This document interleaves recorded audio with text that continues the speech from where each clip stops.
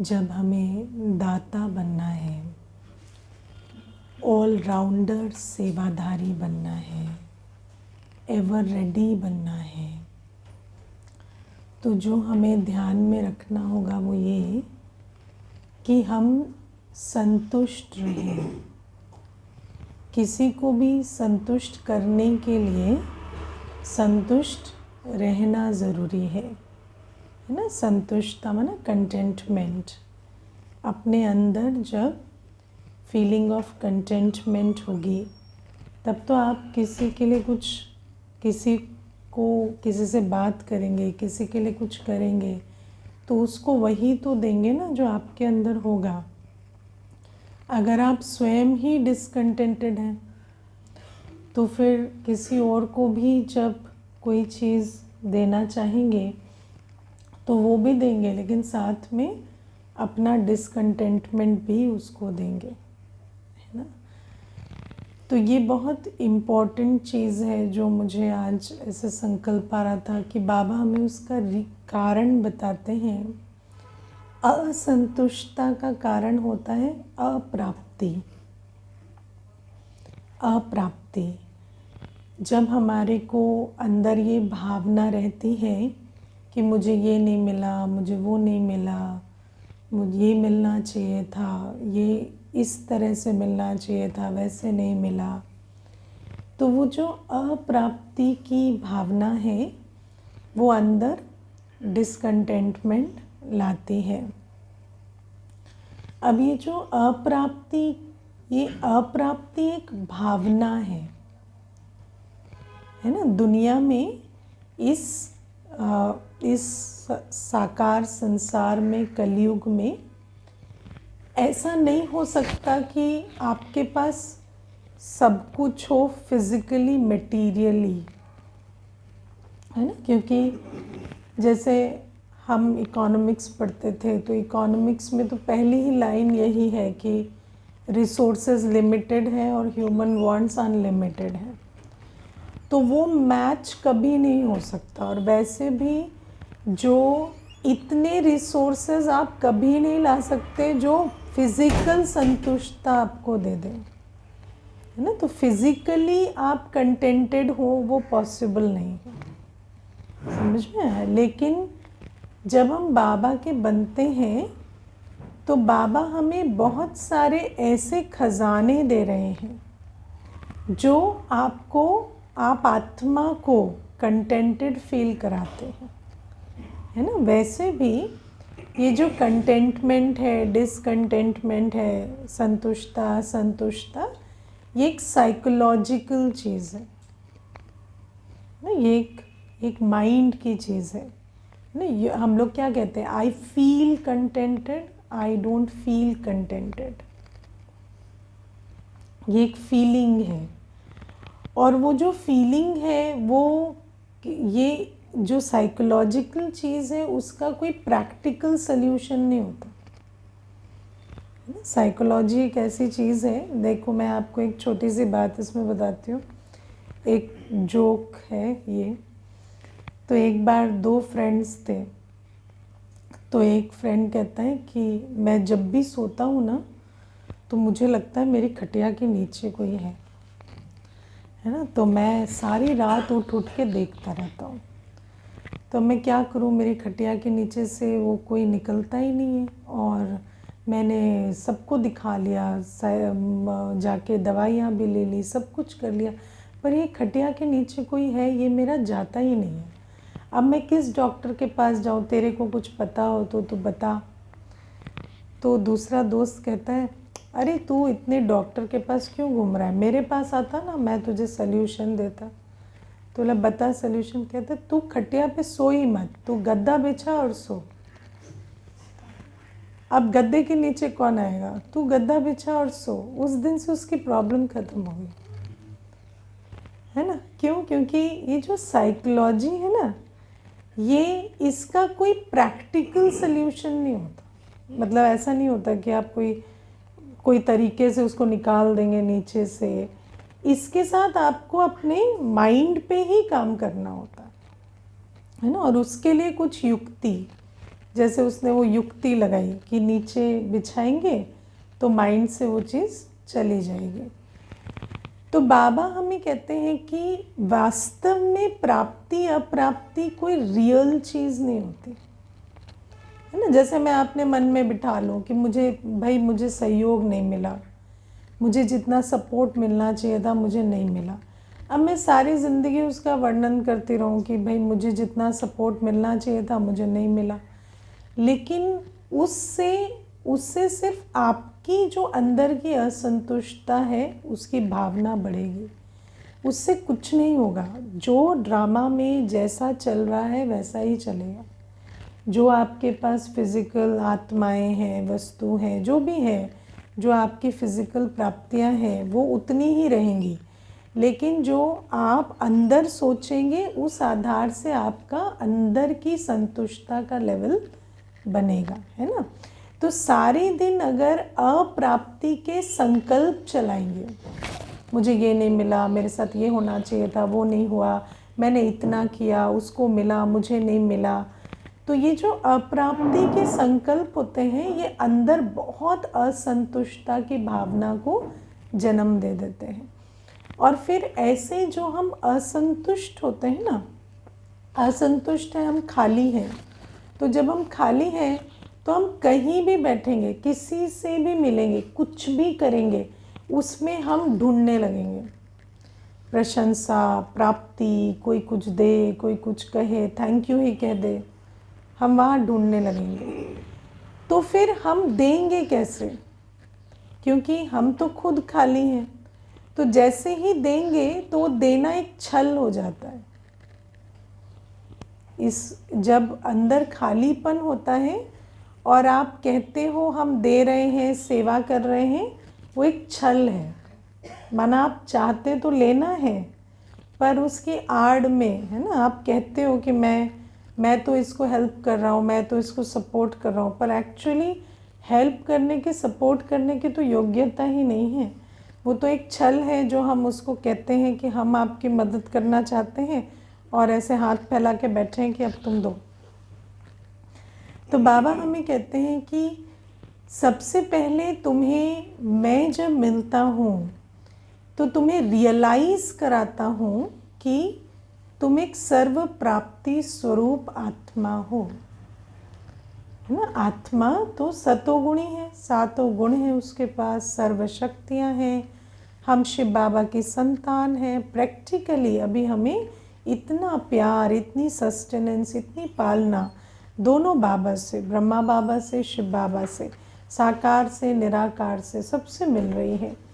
तो बाबा कहते हैं ऐसे में वो जो अप्राप्ति की भावना है वो तुम्हें इस संकल्प से ख़त्म करनी पड़ेगी कि मुझे बाबा ने क्या नहीं दिया, है ना। बार बार उस प्राप्ति के संकल्प को बुद्धि में लाएंगे ना, तो फिर वो अप्राप्ति और असंतुष्टता की भावना ख़त्म होगी। और जितना आप इस मेथड को यूज़ करके वो जो अंदर की संतुष्टता का लेवल बढ़ाएंगे, तो कोई भी कर्म करेंगे तो उसमें अपनी भी अवस्था ठीक रहेगी, क्योंकि मंगता नहीं बनेंगे तो फिर उधर से मिला नहीं मिला उस चक्कर में ही नहीं रहेंगे। और दूसरा है कि सामने वाले को भी संतुष्ट कर सकेंगे, क्योंकि जब अपने अंदर संतुष्टता है तो संतुष्टता की वाइब्रेशन उनको भी संतुष्ट करेगी। तो ये बहुत इम्पॉर्टेंट है, क्योंकि मैं देखती हूँ कई बार हम कई वर्षों तक ज्ञान में चल के भी यही अंदर चलता रहता है, ये नहीं मिला, वो नहीं मिला, इसने नहीं पूछा, उसने नहीं पूछा।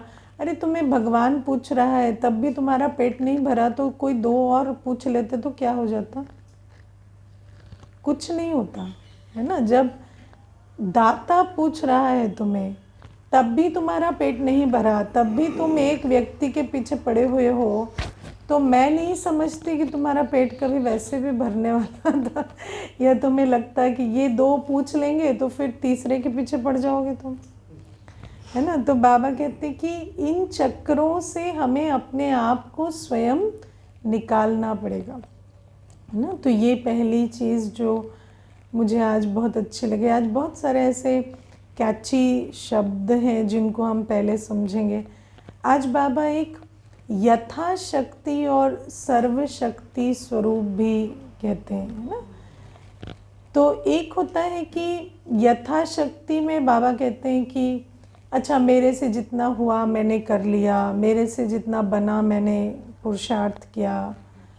लेकिन बाबा कहते हैं यथाशक्ति होकर नहीं करो, सर्वशक्ति स्वरूप होकर करो, है ना। और बाबा ने उसके लिए बहुत अच्छा एग्जाम्पल दिया, क्या भी हो जाए, कुछ भी हो जाए, जो मैंने लक्ष्य रखा है वो मैं करूं, है ना। कितने भी, देखो जब हम कोई भी कार्य करने लगेंगे, चाहे वो सेवा हो, पुरुषार्थ हो, कोई लौकिक में भी कार्य होता है, तो आप कार्य करेंगे तो उसमें विघ्न तो आएंगे, है ना। लेकिन अगर हमने अपनी बुद्धि में यही भर रखा है कि विघ्न आते ही हम रुक जाएंगे, है ना, तो फिर क्या होगा, विघ्न तो बहुत आएंगे और आप बहुत रुकेंगे और फिर आप कहेंगे I did my best, but why didn't you do the best. My best क्यों, जब बाबा ने हमें सब कुछ दिया, सारी शक्तियाँ दी, तो जहाँ सहना है सहो, जहाँ समाना है समाओ। अब मैं आपको सहने की भी बात बताती हूँ। देखो अभी पीछे मुझे किसी ने कहा कि जब भी मैं कोई जॉब करने जाऊँ, कोई पढ़ाई करने की कोशिश करूँ, करियर बनाने की कोशिश करूँ, तो सारे जो मेरे परिवार वाले पीछे पड़ जाते हैं, है ना, क्यों तुम कर रहे हो, क्यों कर रहे हो। तो मैंने छोड़ दिया, ठीक है। फिर वो कहते कि बाबा तो हमें कहता है ना कि सहो, तो मैंने कहा नहीं, आपने सहा नहीं, आपने रिएक्ट किया। रिएक्शन क्या होता है, देखो रिएक्शन और एक्शन में बहुत क्लियर अंतर है। रिएक्शन माना आपका कर्म किसी के कर्म से इन्फ्लुएंस हो रहा है, उसको हम रिएक्शन कहते हैं। अगर मैं किसी के बिहेवियर की वजह से शांत भी रहती हूँ, कोई मेरे पे बहुत चिल्ला रहा है और मैं उस कारण से शांत हो गई या चुप हो गई, चलो शांत तो नहीं लेकिन चुप हो गई, वो चुप्पी भी रिएक्शन है, क्योंकि मैं उसके करने से चुप हुई। समझ आया। तो रिएक्शन माना मैंने जो किया वो किसी और की कारण किया, तो मैंने उनको कहा ये रिएक्शन है। आप जो कहते हो कि मैंने अब वो कहते हैं अब परिवार की सुख शांति, तो मैंने कहा नहीं, आप दो अलग अलग बातें कह रहे हो। एक आप कह रहे हो कि मैंने सबने इतना कहा तो मैंने छोड़ दिया। दूसरा आप कह रहे हो परिवार की सुख शांति के लिए। अब परिवार की सुख शांति के लिए आपके थॉट चले और आपने किया, तो वो आपका एक्शन है, वो आपने चॉइस ली। लेकिन ये दोनों चीज़ें एक साथ नहीं आप कह सकते कि एक उन्होंने इतना तंग किया कि मैंने छोड़ दिया, और दूसरी तरफ आप कह रहे हो परिवार की सुख शांति के लिए। अब परिवार की सुख शांति के लिए किया तो फिर उसमें इतना आपके अंदर वो दुख क्यों है उस बात का, है ना। तो हमें समझना है कि जब हम सर्वशक्ति स्वरूप कहते हैं तो सहना मतलब सामने से परिस्थिति से कोई भी बात आई, लेकिन आपने जो आपकी बुद्धि निर्णय कर रही है, यू स्टिक टू दैट, और आपको उन बातों का कोई असर नहीं हुआ। ना तो आपके कर्मों में आपने परिवर्तन किया, ना आपके कोई मन की स्थिति में परिवर्तन आया, ना आपके अंदर कोई ट्रॉमा आया, उसको कहेंगे मैंने सहा। समझ आया। लेकिन अगर हम कहें कि उन्होंने कहा तो हमने छोड़ दिया, अब मैंने सहा, नहीं, आपने नहीं सहा, क्योंकि जो चीज़ आपको लगता है उनकी वजह से किया, मतलब आप उसमें सहमत नहीं थे, तो आपने अपनी विवेक शक्ति को वहाँ छोड़ दिया, तो वो सहना नहीं होता। उसके लिए तो आप सारी ज़िंदगी उसको ताने मारेंगे, उसको कितने सारे नेगेटिव वाइब्रेशन भेजेंगे, कितना कुछ करेंगे। है ना। तो बाबा हमें कहते हैं सहना मतलब कम वॉट में, आपको जो भी कितनी भी बातें आई, आपको जो चीज़ ठीक लगी, ज्ञान सम्मत लगी, आपने उसको किया। इसको कहते हैं सहन शक्ति। और उससे आपका ना अंतर में स्कार पड़ा है, ना आपने बाहर कोई अपना कर्म बदला है, कुछ भी नहीं किया, तब आप कहेंगे मैंने सहन शक्ति से चला, है ना। तो बाबा जब हमें कहते हैं कि तुम सर्वशक्ति स्वरूप होकर चलो, तो सर्वशक्ति स्वरूप माना कोई भी बात आई तो आप उसमें सहना, समाना, सामना करना करके, है ना, परख के, निर्णय करके आपने उस रिजल्ट तक आप पहुँचे, है ना। ऐसा नहीं कि कोई बात आई तो हमने कहा कि नहीं, इस बात के कारण रुक गए, मैंने तो बहुत कोशिश की, लेकिन कहा जाता है कोशिश करने वालों की हार नहीं होती। तो माना आपने कोशिश नहीं की, आपने कारण बनाया। और मैं नहीं जानती कि दुनिया के कॉन्टेक्स्ट में क्या है, लेकिन एटलीस्ट हम बाबा के बच्चे, हम जो श्रेष्ठ कर्म बाबा की श्रीमत पर करते हैं, उसकी कोशिश में तो कभी हार नहीं हो सकती अगर हम सर्वशक्ति स्वरूप होकर चल रहे हैं। लेकिन अगर मैं अपनी ही शक्ति से चल रही हूँ, बाबा की शक्ति में ले ही नहीं रही हूँ, मेरे से इतना हुआ तो मैंने इतना किया, अरे तुम्हें शक्तियों का सागर मिला, तुमने उतना ही क्यों किया जितना तुमसे हुआ, जितना उससे होता है वो क्यों नहीं किया, उसको साथ लेकर क्यों नहीं किया, है ना। तो बाबा हमें कहते हैं कि यथाशक्ति नहीं, सर्वशक्ति स्वरूप होकर चलो। बाबा हमें हर प्रकार की मदद दे रहा है, हर प्रकार की शक्ति दे रहा है, लेकिन अगर हम अपनी बुद्धि में वो लकीर लगा के चलेंगे ना कि मेरे से तो इतना ही होता है, इसके बियॉन्ड तो मुश्किल है, या मुझे लगता है कि इसके आगे तो मुझे, है ना, मेरी ईगो हर्ट हो रही है या मुझे तकलीफ़ हो रही है, तो वो सारा अपने चॉइसेस हैं जो हम ले रहे हैं, ठीक है। तो ये है। फिर बाबा हमें कहते हैं कब कब शब्द नहीं कहो, अब कहो। कब कब का शब्द क्या होता है? देखो कब होता है, देखो कब ये बदलेंगे, देखो कब समय आता है ना। कब कब नहीं, जब भगवान आया हुआ है, भाग्य विधाता आके बैठा है, भाग्य बनाने की बेला आई गई, और क्या कब होगा इससे ज़्यादा और कब नहीं होगा, है ना। बाबा हमें कहते हैं संगम युग माना समय, भाग्य और भगवान तीनों इकट्ठे आ गए। अभी तुम्हें किसी का इंतज़ार नहीं करना है, अभी और कब कब नहीं है। देखो कब होगा, देखो कब समय आता है, देखो कब भगवान की मर्जी होती है, वो सब हम पहले करते थे, है ना। अभी तो बाबा कहता है समय, भाग्य और भगवान तीनों इकट्ठे आ गए, अब क्या कब कब है, अब तो अभी नहीं तो कभी नहीं है है ना। अभी नहीं होगा तो फिर कभी नहीं होगा। आज हमें बाबा ने जितना कुछ दिया है और संगम युग का इतना श्रेष्ठ समय है, अगर अभी नहीं होगा तो कभी नहीं होगा, है ना। तो बाबा कहते हैं ये कब कब का शब्द बदल के अब, है ना। तो ये पहले 3 बातें जो मुझे बहुत कैची लगी मुरली में, है ना, तो मैंने उस पर पहले। फिर बाबा आज कहते हैं कि शुभ भावना, शुभ कामना है तो हर आत्मा का परिवर्तन भी कर सकते, है ना। शुभ भावना, शुभ कामना वो जादू की छड़ी की तरह है, जिसको तुम जिसका चाहो परिवर्तन कर सकते हो। लेकिन शुभ भावना, शुभ कामना का नाम नहीं, शुभ भावना, शुभ कामना। कई बार हमारी तो बहुत शुभ भावना है लेकिन, हमारी तो बहुत शुभ कामना है लेकिन, है ना। ऐसे ये सब भी ब्राह्मण बहुत खेल खेलते हैं, है ना। तो शुभ भावना, शुभ कामना का नाटक नहीं, शुभ भावना, शुभ कामना, है ना। तो शुभ भावना, शुभ कामना शुभ होती है, उसके अंदर शुभ भावना, शुभ कामना का बीज क्या है? जब आप किसी का अवगुण अपनी बुद्धि में नहीं रखते, तब आपके अंदर शुभ भावना, शुभ कामना होती। अगर मैंने किसी की कोई अवगुण, कोई बुराई अपनी बुद्धि में रखी है, इनके अंदर ये प्रॉब्लम है, ये कमी है, ये ऐसा करते हैं, ऐसा करते हैं, तो उस मन में और शुभ भावना शुभकामना की ताकत नहीं है।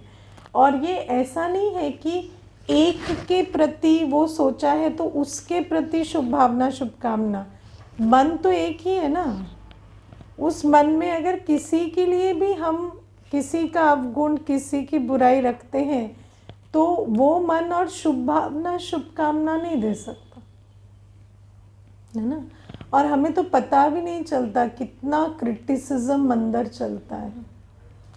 मैं तो समझती हूँ कि शायद पूरी ही जर्नी में अगर आप एवरी 6 मंथ्स या 3 मंथ्स या जो भी आप जैसे भी अपनी चेकिंग करते हो, मैं एवरी 6 मंथ्स अपने आप को थोड़ा इवैल्यूएट करती हूँ, तो मुझे लगता है कि मैं तो 6 महीने पहले अपने अंदर इस बात को जानती ही नहीं थी जो मैं आज जानती हूँ। क्योंकि हम इतने अपने संस्कारों में एब्जॉर्ब्ड होते हैं कि हमें दिखता ही नहीं है कि ये मैं कर रहा हूँ या ये सोच रहा हूँ, या वो पैटर्न चलता जाता है और आप उसके बारे में अवेयर भी नहीं होते हैं। फिर आपको सडनली पता चलता है कि अच्छा ये वो भी विकर्म विनाश होते हैं, तो वो बुद्धि खुलती है, तो आपको पता चलता है अच्छा मैं ये करती हूँ, लेकिन ये तो मैं आज तक सोचती थी कि ये राइट ही करती हूँ, लेकिन अब पता चलता है कि नहीं, ये जो मैं कर रही हूँ ये तो मेरा संस्कार है। जो आज बाबा कहते हैं ना, तो माया बुलवाती रहती है, माया सोचवाती रहती है और पता भी नहीं चलता है। तो इसीलिए ये जितना भी हमें पता चलता है ना, क्योंकि ये शुभ भावना शुभकामना तो बहुत बड़ी सब्जेक्ट है। अगर हमारे अंदर, और जब भी हम क्रिटिसाइज़ करते हैं या किसी का अवगुण अपने अंदर रखते हैं तो हम थोड़ी अपने आप को गलत समझते हैं, हम तो बहुत उसको राइट हम कितनी, जैसे कई बार ऐसा होता है मानो कोई 2 आत्माएं आई, उनके बीच जो भी उनका वाइब्रेशन है ख़राब है, तो उसमें हमें तो ठीक पता चल रहा है कि इनके प्रति भावना बिगड़ी हुई है, लेकिन वो सामने वाले आत्मा तो बिल्कुल नहीं समझती। और मैंने देखा जब तक उनका वो विकर्म विनाश होता नहीं है वो आप दिखा भी नहीं सकते। माना कितनी हम कई बार क्या होता है, कई तरीक़ों से कहने की कोशिश करते हैं कि आप इनके प्रति थोड़ा ये रखो, लेकिन वो कहते नहीं मेरी तो बहुत शुभ भावना है, लेकिन इनों का ना ऐसा है, ये ऐसा किए हैं ना, तो वो अंदर, और कहते हैं हम कभी कभी जानते भी हैं लेकिन पता है इनसे ही नेगेटिव वाइब्रेशन आते रहते हैं। तो ऐसे कई चीज़ें अपने साथ ही हम खेल खेलते रहते हैं। तो बाबा हमें कहते हैं कि शुभ भावना शुभकामना से परिवर्तन होगा, लेकिन उसके लिए तो बहुत इस मन के घड़े को साफ करना पड़ेगा, है ना। इसको बहुत रोज़ आपको ज्ञान योग से धोना पड़ेगा, मांझना पड़ेगा, तब जाके मन का घड़ा साफ होगा। इतना इजी नहीं है। तो ये भी एक बाबा बहुत अच्छी आज युक्ति बता रहे हैं। और आज बाबा हमें जो मुख्य बात मुरली में कह रहे हैं वो ये कि मैं विशेष आत्मा हूँ, है ना। और मैं विशेष इसलिए नहीं हूँ कि मैंने कुछ विशेष किया है, मैं विशेष इसलिए मेरा ड्रामा ही विशेष है। बाबा हमें कहते हैं हम ड्रामा अनुसार विशेष आत्माएं हैं, है ना। बाबा कहते हैं कि तुम अपने भाग्य को सराहो कि तुम बाय डिफ़ॉल्ट ही विशेष हो, है ना। हम हैं ही कल्प कल्प में, हमारा पार्ट ही विशेष है ना। तो बाबा कहते हैं मैं तो हर बच्चे को देखकर कहता हूँ वाह बच्चे वाह। क्यों? क्योंकि हर बच्चे का पार्ट, उसका भाग्य इतना वाह वाह है, लेकिन तुम भी अपनी उसको रियलाइज़ करो कि तुम कितने विशेष हो, है ना। अब सच में देखा जाए तो हम कुछ एक्स्ट्रा करते नहीं हैं, लेकिन हम लड़खड़ाते भटकते कटकते भी बाबा के घर पहुंच जाते हैं, है ना। मुझे तो कोई पूछता है आप ज्ञान में कैसे आए, तो मैंने आई स्टम्बल्ड अपॉन ज्ञान। हम तो जैसे होता है ना कि आप ज्ञान, हम तो कोई रास्ता भी नहीं ढूंढ रहे थे, कुछ भी नहीं कर रहे थे, पर जैसे ज्ञान ही हमारे रास्ते में आ जाता है ना। तो ये जो ज्ञान, ये बाबा मिलना या बाबा का बनना, ये तो हमारी डेस्टिनी है। तो कोई इसमें कोई प्राइड की भी बात नहीं है। और लेकिन जब भाग्य है तो है ना। तो बाबा कहते हैं कि हो तुम विशेष आत्मा, ये तुम्हारा भाग्य ही इतना विशेष है। और बाबा हमें कहते हैं कि तुम्हारा जन्म, धर्म, कर्म तीनों बहुत विशेष है ना। जन्म, अब बाबा हमें बुलाकर बिठाकर अपना बनाता है ना। और देखो दुनिया में लौकिक की रीति से आज जब साइकोलॉजी की पढ़ाई होती है या जो भी होता है, तो साइकोलॉजिस्ट कहते हैं पेरेंट्स का बहुत बड़ा रोल है ना। तो जन्म कितना इम्पोर्टेंट है कि जब एक जन्म होता है और पेरेंट्स होते हैं तो उस पेरेंट्स से हमें जो भी मिलता है वो हम चूज़ नहीं करते, लेकिन वो सबसे इम्पोर्टेंट है हमारा भाग्य या अदरवाइज़ बनाने में।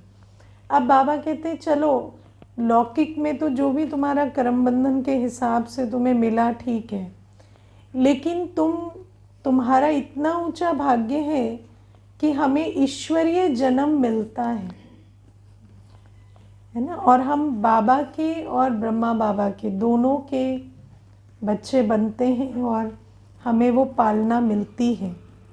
और बाबा कहते हैं ये जो ईश्वरीय जन्म है इसमें आत्मा को नेचुरली सब कुछ बाबा देता चला जाता है। जब से हमारा जन्म होता है तब से ज्ञान, प्यार, शक्ति, प्योरिटी, सबकी ताकत जैसे बाबा हमें एकदम भरता चला जाता है। और बचपन बहुत इम्पोर्टेंट होता है। तो शुरू में अगर हम बाबा से भरते चले जाते हैं तो वो जो ताकत है वो हमारी बन जाती है। मैं आपको एक बात बताऊं, एक भाई था तो वो मेरे ख्याल 30 वर्ष से ज्ञान में चलता था। तो मैंने उसको देखा, वो ना बहुत सेवाओं में बिज़ी रहता था। तो मैंने उसको कई बार देखा उसका अमृत वेला भी नहीं हो पाता था। तो मैंने एक दिन उसको पूछा कि 11-11, 12-12, 1-1 बजे तक रोज़ सेवा हो रही है उसकी, तो फिर नहीं भी उठ पाता था। कभी 6 बजे उठता, कभी 6:30 उठता। मैंने एक दिन उसको पूछा कि आप तो अमृत वेला भी नहीं करते हो, आपको ताकत कैसे मिलती? तो मुझे कहता है मैं ना जब ज्ञान में चला तो मैं शुरू में बहुत लगन से चला। मैं 10 वर्ष आप समझ लो कि मैं सब कुछ किया, जैसे बाबा कहता है ना वैसे किया। मैं उस ताकत से आज भी चल रहा हूँ। हालांकि मैं ये जानता हूँ कि शायद मेरा रिज़र्व ख़त्म हो रहा है और मुझे उसको और करना चाहिए, लेकिन अब सेवा की जीवन ऐसी हो जाती है कि नहीं हो पा रहा है जो भी है। लेकिन अभी भी मैं जितना साइलेंस में रह पाता हूँ करता हूँ। लेकिन वो जो मैंने शुरू में तपस्या की है ना, क्योंकि उस समय तो कोई सेवा नहीं थी, कुछ नहीं था, तो उस समय वो तपस्या का समय भी था, सब कुछ था। तो मैंने वो जो किया है वो मुझे आज भी ताकत देता है। तो दुनिया में भी कहते हैं ना इन्होंने बचपन में बहुत अच्छा खाया है तो इनका चलता है। तो इसीलिए ये जो ईश्वरीय बचपन है ना, क्योंकि देखो धीरे धीरे कभी कभी जिम्मेवारियां बढ़ जाती हैं, कुछ होता है, लेकिन ये ईश्वरीय बचपन की ताकत बहुत ज़रूरी है। और बाबा कहते हैं हमारा जन्म, हमारा बचपन, जब ईश्वरीय बचपन बहुत अच्छा चलता है तो फिर वो आत्मा का जैसा भाग्य है ऐसा किसी का भी नहीं है। इसीलिए जब हम बाबा के बनते हैं और हमें वो वाव मोमेंट होता है ना कि हमें बाबा मिला, उसको हमें वेस्ट नहीं करना होता। उस ताकत से हमें उस समय पूरे डिसिप्लिन में चलना होता है ना। जो मॉर्निंग क्लास, अमृत वेला, मुरली, सब कुछ इतना अच्छा हमें करना है कि वो ताकत हमारी अच्छी भर जाए। तो बाबा कहते हैं ये जो ज्ञान का, जो बाबा कहते हैं ईश्वरीय जन्म, ये ईश्वरीय जन्म हमारी सबसे बड़ी विशेषता है। ईश्वरीय बचपन हमारी सबसे बड़ी विशेषता है। इसीलिए बाबा कहते हैं ना बचपन के दिन भुला ना देना। है ना, क्योंकि बचपन में जो मिलता है तो उस ताकत को भी अगर हम याद रखेंगे तो वो आगे भी हमें शक्ति भरती है ना। तो ये बाबा कहते हैं तुम्हारा जन्म श्रेष्ठ है। फिर बाबा कहते हैं तुम्हारा धर्म श्रेष्ठ है। धर्म माना धारणाएं। बाबा जो हमें धारणाएं सिखा रहे हैं, ऐसी धारणाएं किसी की नहीं है। अब धारणा क्या होती है? जो बाबा हमें जीवन शैली सिखा रहे हैं, जो बाबा हमें तन मन धन मनसा वाचा कर्मणा के लिए जो हमें बाबा धारणा सिखा रहे हैं, वो दुनिया में किसी को भी नहीं मालूम कि ये धारणाएं होनी चाहिए। जैसे मुझे एक बार बहुत अच्छी एक बात माता कहती थी कि दुनिया में लोग उठ भी जाए ना सुबह तो उनको ये नहीं पता उठ के करना क्या है ना। कोई उठ भी जाता है सुबह 4 बजे उठ गया, 5 बजे उठ गया, ज़्यादा से ज़्यादा क्या करेगा? मॉर्निंग वॉक कर लेगा, न्यूज़पेपर पढ़ लेगा। अब न्यूज़पेपर पढ़ लिया तो वो उसका उठना एक्चुअली काउंटर प्रोडक्टिव हो जाता है ना। और मॉर्निंग वॉक भी किया तो सिर्फ थोड़ा शरीर को तंदुरुस्ती मिलेगी, मन को शांति मिलेगी।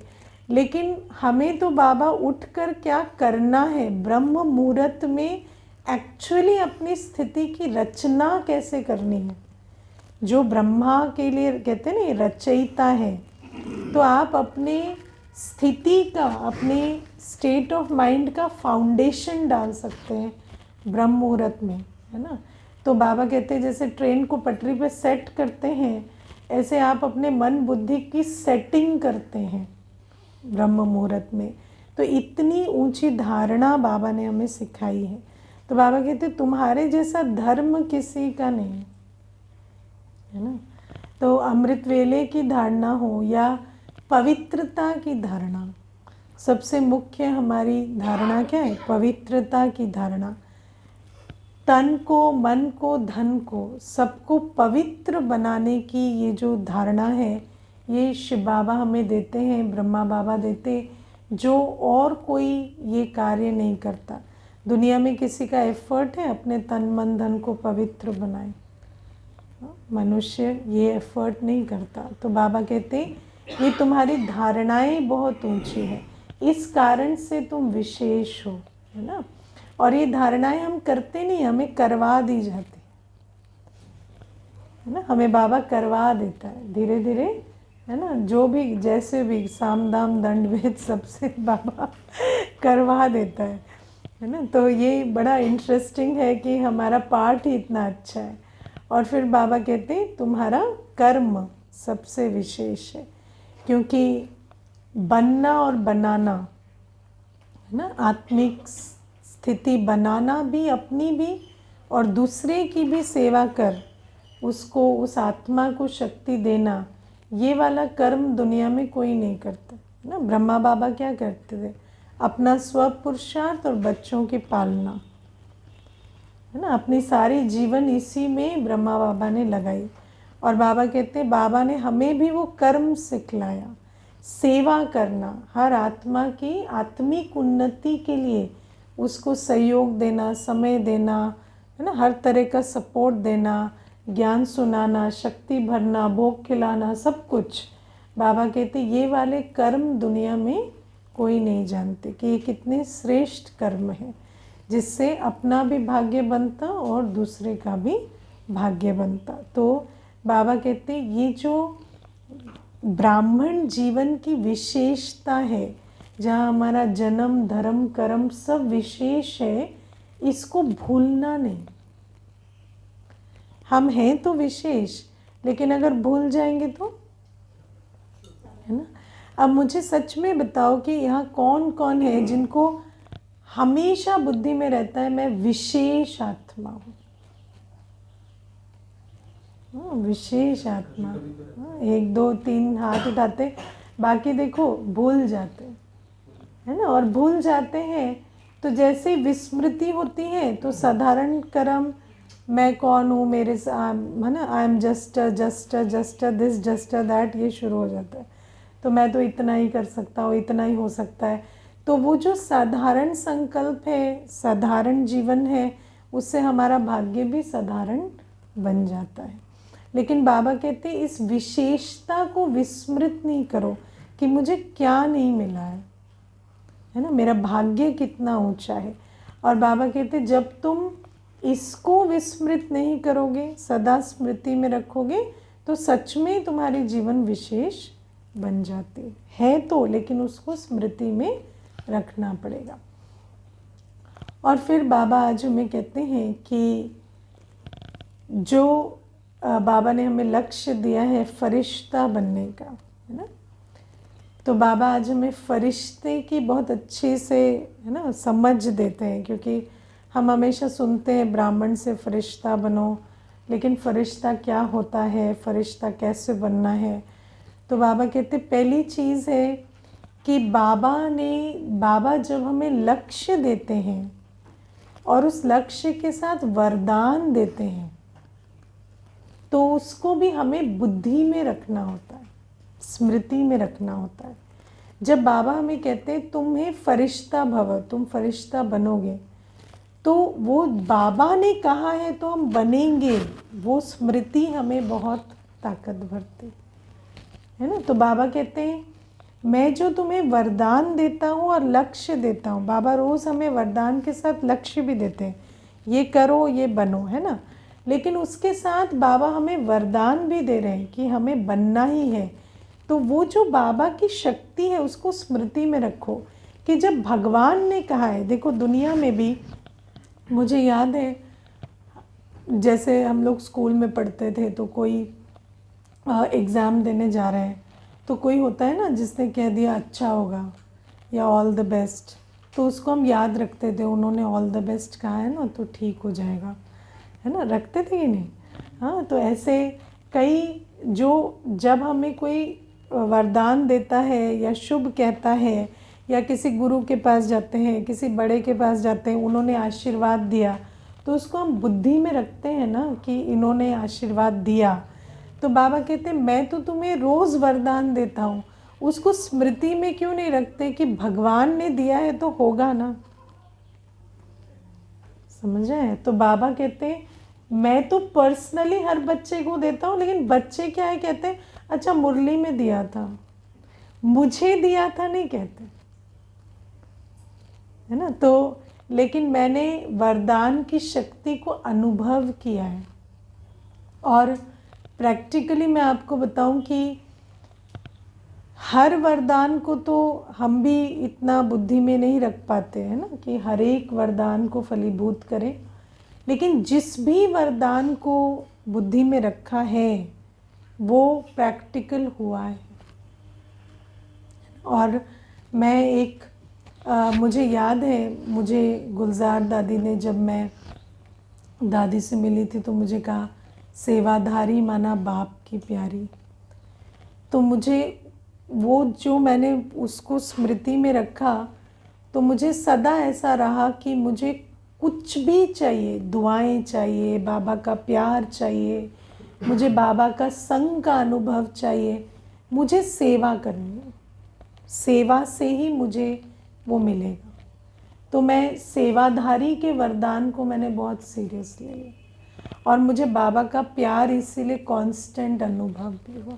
भले ही माना किसी ने टुकराया हो, कुछ भी किया हो, लेकिन मुझे कभी ये फील नहीं हुआ कि बाबा मेरे साथ नहीं है या बाबा मुझे प्यार नहीं करता, क्योंकि जो विधि बताई गई कि सेवा करने वाले को बाबा का प्यार अनुभव होगा, उसको मैंने स्मृति में रखा, है ना। तो बाबा हमें रोज़ ऐसे वरदान देते हैं, है ना। तो जब बाबा कहते हैं फरिश्ता बनना ही है तुम्हें, तो फरिश्ता क्यों नहीं बनेंगे, मुझे ही तो कह रहा है ना, तो क्यों नहीं बनेंगे, है ना। तो बाबा कहते हैं ये अपने वरदानों को एक तो स्मृति में रखो। दूसरा बाबा कहते हैं कि फरिश्ता का अर्थ बाबा ने हमें समझाया। पहला फरिश्ता माना जिसका इस पुराने संसार और पुराने संस्कारों से कोई रिश्ता नहीं है ना। तो बाबा कहते हैं कि दो चीज़ें चेक करो। पहला, मेरा इस संसार में किसी की देह में, अपनी देह में, किसी संबंध में, किसी वस्तु में कोई आकर्षण तो नहीं है। है ना। आकर्षण माना, आकर्षण कैसे होते हैं? आकर्षण का सिंबल है मैग्नेट, है ना। तो जैसे ही वो पास आएंगे उसका बिहेवियर चेंज होने लगता है। आकर्षण क्या होता है? मैग्नेट पास आई तो आयरन नाचने लगेगा, दैट इज आकर्षण। तो किसी के होने नहीं होने से, उनके बिहेवियर से, किसी वस्तु के मिलने नहीं मिलने से क्या मेरी स्थिति में परिवर्तन आता है? तो वो आकर्षण है। इवन विकर्षण भी आकर्षण ही है। अगर हमें उनके प्रेजेंस से घृणा होती है, अच्छा नहीं लगता, तकलीफ होती है, ये भी एक आकर्षण का ही दूसरा साइड ना। इन्फ्लुएंस, अट्रैक्शन नहीं, आकर्षण मीन्स एक्चुअली इन्फ्लुएंस, कि मेरे पे किसी का इन्फ्लुएंस तो नहीं, लिटरल मीनिंग है, लेकिन इन्फ्लुएंस, अगर हम इन्फ्लुएंस्ड हैं तो हम आकर्षित हैं। हाँ नहीं, ये तो बाबा का है। बाबा कहते हैं बस एक मुझसे आकर्षण, जो बाबा का है, बाबा का ज्ञान, बाबा की वाणी, बाबा की शिक्षा है, उससे इन्फ्लुएंस हो गया, बाकी और कुछ नहीं, है ना। बाकी पुरानी दुनिया का, बाबा ने कहा ना, पुराने संस्कार, पुराना संसार, ये आकर्षित ना करे। तो ये पहली चीज़। दूसरा, बाबा कहते पुराने संस्कार का आकर्षण।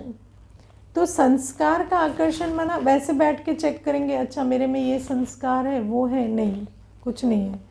लेकिन बाबा कहते संकल्प में, वाणी में, वृत्ति में, कर्म में आते हुए, है ना, क्या मेरे किसी पुराने संस्कार, जो बाबा ने मुझे जो संस्कार दिए हैं, उसके अलावा कोई भी संस्कार क्या मेरे को प्रभावित करता है? या मेरा सोचना, मेरा देखना, मेरा कर्म करना, सब कुछ बाबा के जैसा है? ठीक है। अब चेक करके क्या करना है? फिर दुखी होना है कि नहीं 30% भी नहीं हुआ है, 20 भी नहीं हुआ है, नहीं, चेक करके चेंज करना है। बाबा ने कहा चेक हम इसलिए करते हैं कि हम चेंज करें। तो ये भी आज बाबा ने अंडरलाइन कराया है। फिर बाबा दूसरी बात, दूसरी परिभाषा कहते हैं कि फरिश्ता माना डबल लाइट। डबल लाइट माना पहला अपने लाइट स्वरूप में सदा रहें, अब कभी अपना आत्मिक स्वरूप और अपना औरिक बॉडी जो लाइट की है वो दोनों भूले नहीं। जब भी आप बैठते हैं, उठते हैं, क्या याद रखो, मैं एक आत्मा हूँ और मेरी बॉडी ऑफ लाइट में बैठी हूँ। याद रखते हैं ऐसा?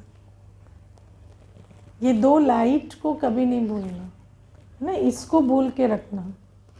ये फिजिकल बॉडी हमें याद नहीं रखनी है, हमें हमेशा अपनी लाइट की बॉडी और आत्मा जो लाइट स्वरूप है उसको अपनी बुद्धि में रखना है। जो सेल्फ इमेज है ना, वो वहाँ होनी चाहिए। तो पहला डबल लाइट में ये लाइट है। दूसरी लाइट है लाइटनेस, हल्कापन। तो बाबा कहते कि हल्कापन के लिए जो नियम है वो ये है, जहाँ वेस्ट होता है वहाँ बोझ होगा, जहाँ भी वेस्टेज होगी वहाँ भारीपन आएगा। अगर आप वेस्ट थॉट चलाएंगे आप लाइट नहीं रहेंगे, है ना। तो वेस्ट, संकल्प का वेस्ट खत्म हुआ। बाबा कहते समय का वेस्टेज, है ना, समय का वेस्टेज अगर है तो आप कभी हल्के नहीं हो सकते। और समय का वेस्टेज, संकल्प का वेस्टेज कोई छोटी सब्जेक्ट नहीं है, क्योंकि जब तक आप अपने आप को पूरा बिजी नहीं करेंगे तो समय, संकल्प वेस्ट होगा और वो वेस्टेज का बोझ चढ़ेगा। आप दुनिया में सर्वे करा के देख लो, व्यक्ति कहता है हम हॉलीडे के दिन ज़्यादा थकते हैं, ज़्यादा बोझिल होते हैं, शाम तक सर दर्द होने लगता है। क्यों होता है? क्योंकि उस दिन कोई काम नहीं है तो बहुत वेस्ट हो रहा है। काम से नहीं थकते, थकते हैं वेस्ट से। थॉट से भी नहीं थकते। हम लोग सारे दिन थॉट चलाते नहीं चलाते क्या? ये कराना है, वो करना है, वो पढ़ाना है, ये क्लास करानी है, इस टॉपिक पे समझाना है। सारे दिन थॉट चलाने से थोड़ी थकते हैं, बहुत एनर्जी भरती है। थकते हैं वेस्ट थॉट से। Waste thought, time waste, waste संग, है ना। किस कंपनी में, चाहे वो कंपनी किसी व्यक्ति की हो चाहे गैजेट की हो, लेकिन अगर उस कंपनी में वेस्ट एक्सचेंज है एनर्जी का, कंटेंट का, वो सारा आपको बोझिल करेगा। हाँ, नेटफ्लिक्स देख के व्यक्ति का सिर ही दुखता है, क्योंकि वो वेस्ट संग है। और वेस्ट वातावरण, व्यर्थ वातावरण, है ना। जिस वायुमंडल में ही वेस्ट, आजकल तो लोग इकट्ठे होते हैं, वातावरण ही वेस्ट का बनाते हैं। बैठे ही हैं टाइम वेस्ट करने के लिए, बैठे ही है ना। पर्पस ही वही है। उस वातावरण में आपकी एनर्जी डिप्लीट होनी ही है। उस वातावरण का हमें हिस्सा नहीं बनना है ना। सिर्फ सोशलाइजिंग के नाम पे, सिर्फ इसके नाम पे, इवन व्हाट्सएप ग्रुप्स पे भी वो वातावरण वेस्ट का है। तो बाबा कहते वो हमें उसका हिस्सा नहीं बनना है। तो बाबा कहते ये जो 4 बातें हैं, इसमें अगर वेस्टेज है तो हम डबल लाइट फरिश्ता नहीं बन सकते। और फिर बाबा हमें कहते हैं ब्राह्मण परिवार में भी संबंध संपर्क में आते लाइट रहते हो। क्यों कहते हैं बाबा? क्योंकि ब्राह्मण परिवार में हमारे सबसे बड़े कार्मिक अकाउंट्स है ना। और जब हम ब्राह्मण परिवार में संबंध संपर्क में आते हैं तो हमें लाइट रहना पड़ेगा, वहाँ वेस्ट थॉट ना चलाना, है ना, वहाँ अपनी स्थिति को ठीक रखना, ये एक कॉन्शियस एफर्ट है। और सेवा करते लाइट रहते हो, क्योंकि सेवा करते बहुत मैंपन मेरेपन का बोझ आता है ना। मैंने किया, है ना, मेरा है ना, मेरा ये ठीक चले, वो ठीक रहे, उसके साथ अटैचमेंट हो जाती है ना। सेवा में भी बहुत अटैचमेंट होती है। तो सेवा किया, नेकी कर दरिया में डालना। जिसकी सेवा है वो जाने, हमने, हमारा काम है करना और उसका काम है जिम्मेवारी लेना, है ना। अब किसी को कोर्स कराया तो बैठ के सोच रहे हैं वो समझा कि नहीं समझा, वो कल आएगा कि नहीं आएगा, वो तो कल ही पता चलेगा, है ना। लेकिन आज से कल तक आप क्या करेंगे? सोचते रहेंगे, है ना। तो ये जो सेवा, फिर मानो किसी ने आपको कह दिया, आपको आकर किसी ने कह दिया, आप उनको ये पॉइंट जो समझा रहे थे ये उनको ठीक समझ में नहीं आई होगी, आपका समझाने का तरीका ठीक नहीं था, तो भी आपको क्या करना है? उस बात को नोट करना है, नेक्स्ट टाइम के लिए अटेंशन देना है, अभी लाइट रहना। क्योंकि सेवा में, है ना, मैंपन मेरापन होता है, तो वही जो काम करने में हमारी थकावट होती है वही शुरू हो जाती है। या तो फिर हम किनारा ही कर लेते हैं, है ना, कि भाई हमें करनी ही नहीं। आजकल बहुत ब्राह्मण उसको भी पकड़ के रखते, वो सेवा मत करो जो आपकी स्थिति को डिस्टर्ब करे, है ना। तो अरे स्थिति को ठीक करो ना, सेवा को छोड़ देने से थोड़ी सेवा ये हो जाएगी। वो तो बाबा तब कहते हैं जब किसी की रियली ऐसी हालत होती है कि वो अपनी स्थिति को ठीक नहीं ही कर सकते, है ना। तो फिर बाबा ने ये बात कही है, लेकिन एक एक बात पकड़ के बैठ जाते हैं और उसी को ही रटते रहते हैं। तो बाबा कहते हैं नहीं, तो ये संबंध में आते, सेवा करते लाइट रहते हैं, क्योंकि कोना पकड़ के बैठ के तो सब लाइट रहते हैं। हाँ, उठ के जब काम करना पड़ता है तभी सारा बोझ शुरू होता है ना।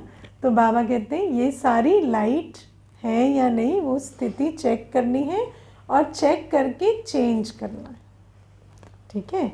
और कब कब नहीं, अभी करना है, यथाशक्ति नहीं, सर्वशक्ति स्वरूप होके करना है, हमें अभी ही ब्राह्मण से फरिश्ता सो देवता बनना है।